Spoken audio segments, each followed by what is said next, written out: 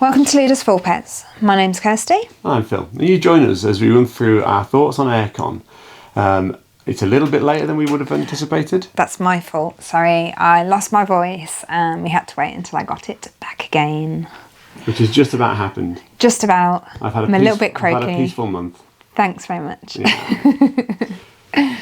So, Airecon. So let's talk about Airecon. Airecon is a convention with a purpose to play as many games as you possibly can. Yes. They have a huge and vast array of open gaming available at Airecon.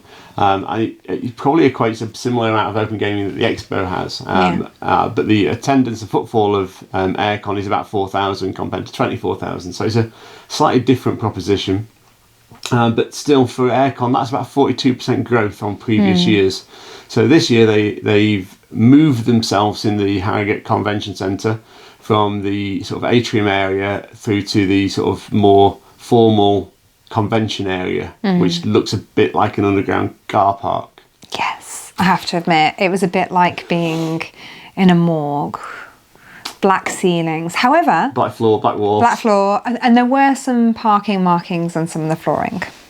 Yeah, I think like the final bay was like it's often an unloading area as well. Yeah, there's a lot of space to get vehicles in and out of it. So yeah, overall it was an interesting proposition. So for those of you who don't know, Harrogate is in the sort of north of England, well, slightly above the Midlands of England, and is accessible most times of the year, except when it chucks it down with snow.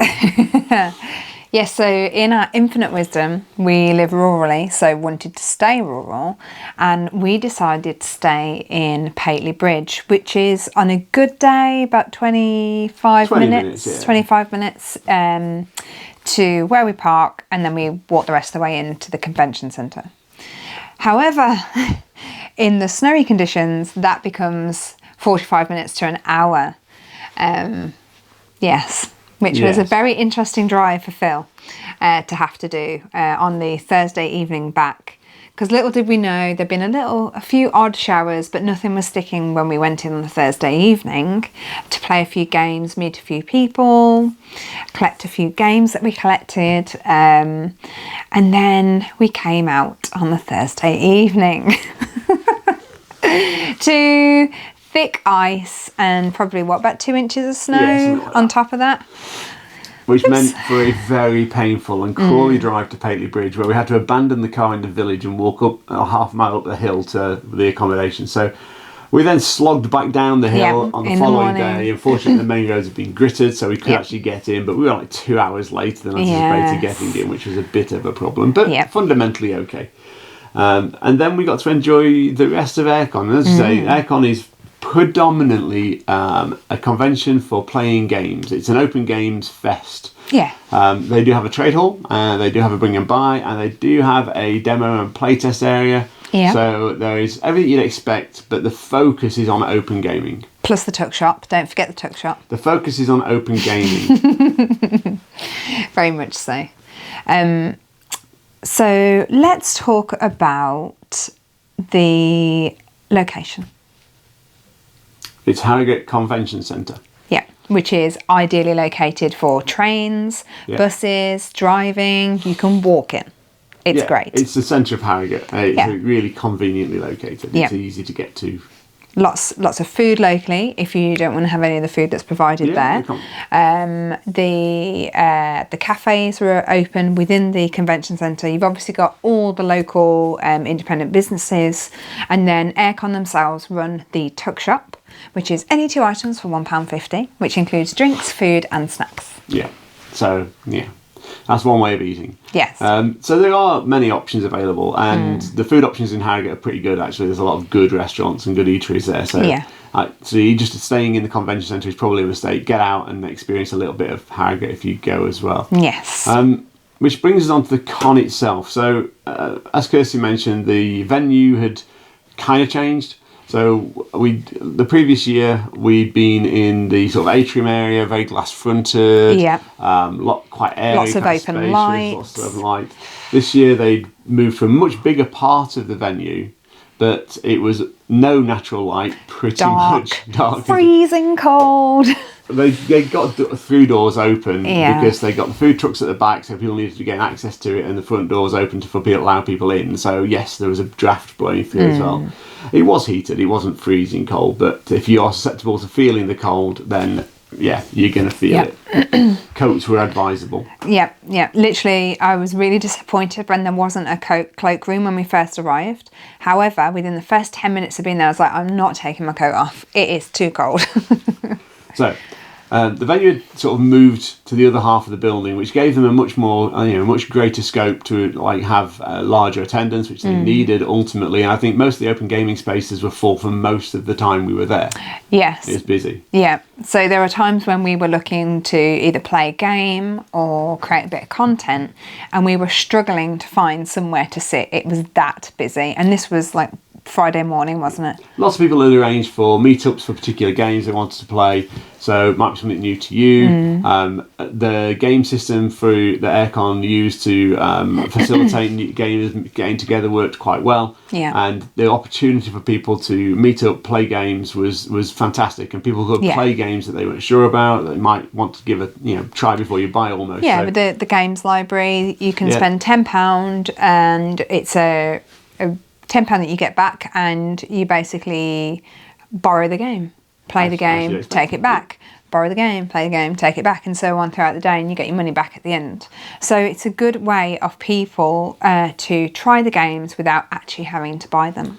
So if you were looking for open gaming, if you were looking to play some games with people, then it was a fantastic opportunity, and Airecon remains, I think, a fantastic opportunity to do that. Yeah, it does.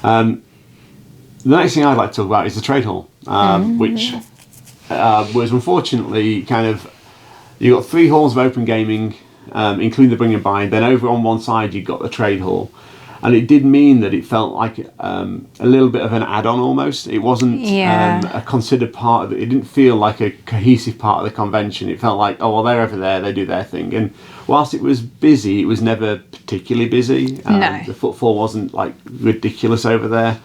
And I do feel that by pushing it over to one side and not putting it sort of closer to the open gaming area or mixed in with the open gaming area, they lost footfall for the trade hall. Very much so. And if I have got a sort of criticism at that level, I feel like Airecon needs to make up its mind whether it needs that trade hall or wants that trade hall, because people go for the open gaming. The trade hall's like an add-on. I'm sure people buy games, and it was busy. We know people who did really well, who had stores and did well there, but it felt like a bolt-on and not like a cohesive part of the convention. So Airecon need to make a choice about whether or not they're going to really promote the trade hall, put it in a location that allows it to get the footfall that it really should have. What it deserves with, Yeah, a lot of people paying good money for, decent sized stalls that, need to be visited by people. Yeah. Look, last year when we went, the open gaming was kind of like surrounding the trade section, and that meant that if you just finished a long game, you want to stretch your legs, you could spend 10 minutes just wandering around the shop, looking around the different retail outlets, you know what I mean, little stores, and then go back to your game if someone's setting up, or if you know the rules and you just want a little break away. It allowed for that. Because it was so off on a limb, like we were talking to people who were playing games, maybe like when we're collecting games that maybe we'd arranged to buy, they were like, what trade hall? I didn't know there was a trade hall here. Or, oh, I hadn't even, I'm leaving in a minute and I haven't even been. And it was such a shame for the, for the independents and the larger companies that have spent the money to be there, that want to share their makes and their wares that they have with people, for people not to even realise it was there. Yeah, it was a shame. I thought it was a shame. And like, it's not that the trade hall didn't do well. We know, we didn't. I think we showed some footage of lots of hopefully different types of games and different types of people, mixture of which hopefully did very well. Yeah. And we know, for example, we picked up some wall art. Yes, we did. Just show, we were going to put it behind, but it's quite reflective. So we've got it up on our walls here, so you can see there. Yeah. Ooh. There you go. So this one there, worker placement. We've got cooperative there. We've also got Eurogame We've got Eurogame here. We've got some others on the wall over there as well. These are by the fantastic Meeple Design, who we did a little interview with. And they did really well. They had a good time, as did our good friends at Geeky Meeple's 3D Printing. They basically sold out of pretty much everything they took. Yes, Blue Fox Comics as well. Blue Fox Comics, they did really well so as really, well. if you weren't selling games, you did well. It very much seemed that was the way. We interviewed a mixture of people and spoke to a lot of people. Not everybody that we talk to, has the time to allocate to film, or they're by themselves, etc. And they've got that time where they need to sell. So we do have conversations with people, but we don't always film them. And therefore, obviously, there were people there who, were struggling to make a bit of money, and there were others there that were too busy to be filmed because there were just things were flying off the handle. So that's disappearing. The trade hall was a bit of a compromise. It was probably, for me, it felt like a bit of a letdown, but overall, people, I think, valued the time there. Yeah. Always go and check out a trade hall, because we've all got a game in us somewhere, and we never know when we might, the shoe might be on the other foot and we might be in their position. So even if you just go along, take a leaflet, be interested in what the people have got. Yeah, make their day. And they're not obsessively trying to sell you stuff. No. They want you to be interested in what they're doing. Exactly. But then on the flip side of that, the demo playtest zone. Yes. Wow. Yeah. That was popular. Yeah. And it's not just because David Turtsey was there demoing 2 games. There were about, maybe, 14, 16 games in the playtest zone, demo zone? It was so, like that was a fantastic location for it. Middle of a trade hall. Yeah. And just set aside space. No, not in the trade hall. Not in the trade hall. Middle of an open gaming area. Yeah. And, just dedicated chunk of table space, dedicated to it. And it was always busy. Pretty much everyone who was there was consistently busy. Yeah, that we struggled the most to get interviews with those. Yeah. The War of the Worlds, Survival. There's There's others as well that I can't remember. Dice card game. There's Mine. Yeah. Oh. It was Undermined. And now it's Paradise City. Paradise City. That's the one. Anyway. There was a lot going on in that demo zone, and it was always busy. And it was always busy partly because it was slap bang in the middle of the open gaming zone. So when people finish the game, they can go and have a couple of rounds. Have a little break. That's fine. Experience, these new up and coming games. And that was fantastic. More conventions should have that accessibility to the demo zones. Yeah, the demo zone. It's so important. The demo zone felt like the heart of that. I think it was the first open gaming hall, and it felt like second. Was it second? Yeah. And it felt like the hub of that hall. Yeah. It was always busy and always buzzing, and I think that's something that like the UK Games Expo could take away from that, because they often put the playtest zone off to one side, at the sort of back end of Hall 1, and actually making that the heart is looking to the future of the industry. Very much and so. A lot of the people in that demo zone were first-time publishers, potential first-time publishers. Yeah. They got games that were well developed, well understood, and will be coming to Kickstarter in the next 12 to 18 months. So they're ready to go, and they just need that feedback, but also that buzz around their game. And I feel like Airecon provided them with a real shop window for what they were doing. Yeah, it was definitely a step in the right direction for them, wasn't it? It was fantastic to see the games of tomorrow.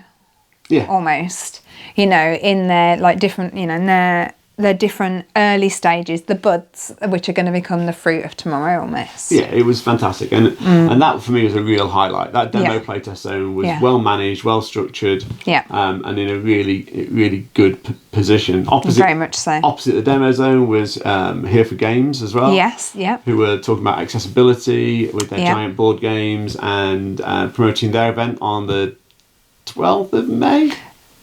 12th, 13th and 14th of May in Hereford. They're doing Here for Games convention. Definitely check it out. If you can't get there, have a look online. They're also doing an online convention about a week beforehand. So please go and support them. Yeah, the money goes to charity, so it's absolutely worth your while checking them out. Yeah, they've raised over £27,000, I think, in the last 6-7 years. So they're doing really well, and promoting mental health and mental health awareness through games. Which the more we interact with people within the community, the more you establish that games have helped people through difficult times, through mental health challenges, through being socially challenged as well. So I think it's really important that that's recognised, and Here for Games are doing a fantastic job in promoting and talking and making that an active part of the discussion as well. Very much so. Really nice. Very much so. So what else? So we've talked about the trade hall, we've talked about the open gaming demo area, we've talked about getting there. What else was there? I'll give her a clue. Bring and buy. Ah, yeah, the bring and buy. See, now I think the trade hall should have been located in the same hall as the bring and buy. Sure. To me, you'd have open gaming surrounding then all aspects, and that would have worked really well. Just my thoughts.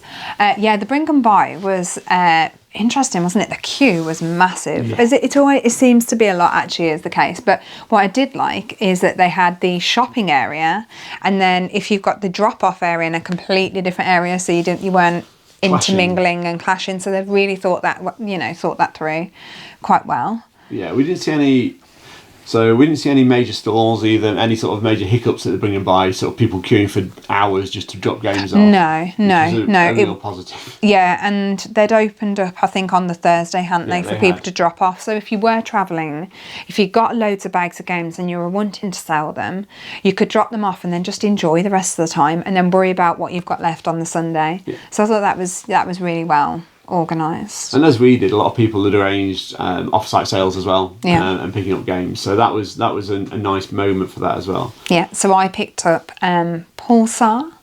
Is it 2849? Pulsar and 4-digit number afterwards. Yeah. Which we actually then played on the Thursday evening. Which was testing my memory of how to play the game, which I played probably 5 years ago. Was the last time I played it. And it's a really good game. Yeah. And I also collected Adele, which was a surprise for you because you weren't expecting that one, because we wanted to get that from Essen, but we couldn't fit that one in the suitcase. No, we could. They didn't have any copies for sale. They'd not managed to get the production. No, but we could have got it this year, last year. Yeah. So we tried to get it in 2021, couldn't get it because they hadn't got it available. And 2022, we physically couldn't fit it into the suitcase. Yeah. Oops. So we did a little bit of shopping while we were there. We did. And I want to talk about what I'm going to call a fairly negative experience. Yeah. Warning. Companies are going to be named. Continue. Okay. So we picked up a copy of Village Rails from Firestorm Cards, which is great. Yes, we did. And that was good. That was good. That's not bad. It was £19, which I think is like a couple of quid off retail. Felt like a good purchase. And genuinely, we'll review Village Rails, but it's a good game. And yes, it is. Like, spoiler alert, we're going to rate it quite well. However, we then walked maybe 50 yards, if that, to Zatu Games, who were selling the same game for £13, which I'm going to say now is not an economically viable price for Village Rails. No, a game that I can only imagine is going through distribution at about £10 a copy. Because normally distribution is about roughly half and a bit retail price, so you can always half. You can always have a bit of a rule of thumb that whatever the recommended retail price, the distributor price, so that's the people who bring the games into the country and selling them to our stores, are selling them for about half the retail price, which gives, for a game like Village Rails, gives £10 Village Rails is, I think Village Rails is retail, it's either 20 or 22. Yeah. So to be selling it at 13 is basically at max maybe £1 more than wholesale. Maybe £2 more maybe than wholesale. More. Yeah. And that's kind of scary. And like, okay, you can now start to scream at me and go, yeah, but why wouldn't that's £13. That's saving me money. I should save that money so I can buy another game later down the line. And that sounds like a great idea. However, what will start to happen is if you your local game communities that often are either hubbed around a local club, which is great, and that won't change. But those communities that are hubbed around local game stores will lose their hub because people are gonna struggle to compete selling items at those prices. Because I would say a £2 to £3 profit per item, which is what that Village Rails, and that's an optimistic profit per item, is selling at. You are not ultimately, when you're looking at overheads, stall prices for a stall, covering your overheads, covering your staffing costs. You're probably losing money Electric, on that. gas, if it's a bricks and mortar store. And Wi-Fi. Yeah, rates. You can argue loss leaders have been part of retail for a long time. A product that's underpriced to bring people into the store to then move other units. But that's not really what's happening here. No. And Zatu have been undercutting a lot recently. There's always been in the UK this idea of whatever the recommended retail price, we'll knock 20% off as an opening gambit and start from there. But Zatu are starting at 35% off. If not more than that. And that's really going to be a problem for the retailers who can't compete. And if you can't compete with those prices, your local game store is going out of business. Yeah, and we've seen it happen. And the other thing we don't want in the country is a dominant monopoly on who gets to sell games to us, because then prices will go up and we will start to lose out. Yeah. We want to be spending as close to recommended retail as we can.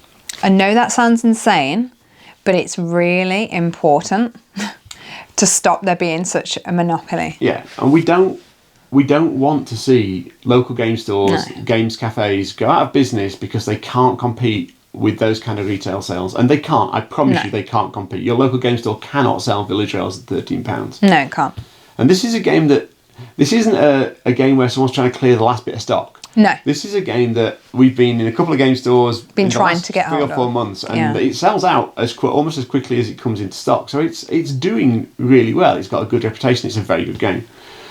So it's not about clearing stock. It's not about end of line. This is a game that's still viable. And it was the case across the whole Zatu store. Yeah, pretty much across their range. Yeah. They were significantly cheaper than anyone else selling there. So it's not that I have a major beef with Zatu. I just would like them to price more realistically. We have brought from Zatu in the past, and we will. In the early days. But let's be realistic about the pricing, because what I don't want to see, and what none of us I hope want to see, is our local games hub disappear. No. So that to one side, that's not the fault of Airecon, like that, but it's something that I noticed at And you Airecon. Experienced it and there. Experienced it there, yeah. So anything else? Any other highlights or lowlights from Airecon? All the fantastic, wonderful people that we met. We did meet some really great people. And we did have some wonderful, wonderful people who agreed to do one of our new little formats that you may or may not have seen. We've only done a couple of them just to kind of test the water. And that is the You Review videos. And this is where we take a step back. We're there. We maybe teach you the game. We will play the game if you want us to play the game with you, but we'll basically share our collection with you, allow you to experience the game, and as long as you don't mind giving a little bit of feedback. So we did it with Revive. We did. And we did it with Rise. And both of those games had feedback provided by all the wonderful people that we played with. Opinions were given. And opinions were definitely given. But it's something that we're just giving a little go to, and we'd love to hear what you think. If if it's a format you'd like to see more of, you'd probably get fed up of listening to our voices, especially my croaky one. So do you like hearing other people's opinions, and is it something you'd be interested in actually featuring in? Yeah, let us know, because we are more than open to extend and continue the You Review. In fact, we would like to, because I think it's nice to get a no holds barred review from people who have just played a game. We are, and we will still maintain our review sort of principles of playing a game 3 to 5 times before we even sit down to review it. So this is very standard. Much gut instinct, first play feel of a game. However, there's value to that as well. So with a bit of luck, you've enjoyed the 2 videos that are currently live. If you haven't seen them, go and give them a watch. Some really interesting opinions, and certainly Rise, the review differs from our review of Rise, which we really like Rise. But actually, having played it at Airecon, maybe we like Rise at 2-player. Yeah, it's a very different game with 4 players. To it is 2 players. Yeah, but our other videos will still continue to happen, so don't worry about that. You'll still hear us whining on and droning on. Yeah. Well, me anyway. So, that really, I think, summarises Airecon. Airecon is a fantastic convention if you want to play a lot of games. Yes. That's fair. If you want to do other things around there... I just thought something else I wanted like to ask. So one of the things that happened whilst at Airecon was a good friend of mine said, "Oh no, I forgot to buy the t-shirt. I've got some money left. Can you pop and buy me a t-shirt?" I went to the thing on the Saturday morning to the store, completely ran out. All masculine t-shirts gone. So let's be clear, because Kirsty hasn't added context here. This is for the Airecon merchandising t-shirts. I said the merchandising. Did I not? No. Oh, sorry. Oopsie. This is So the Airecon specifically for the Airecon 2023 merchandise t-shirts. So, if you're at an event, do you enjoy getting memorabilia from that event? Number one. And number two, do you like memorabilia that is relating to the hobby in general? Answers below. Thanks. So, and now, I will end this video. All right, okay. So, hopefully you found this video interesting and informative. We can recommend Airecon. Yes, if we you want to can. play games. Yep.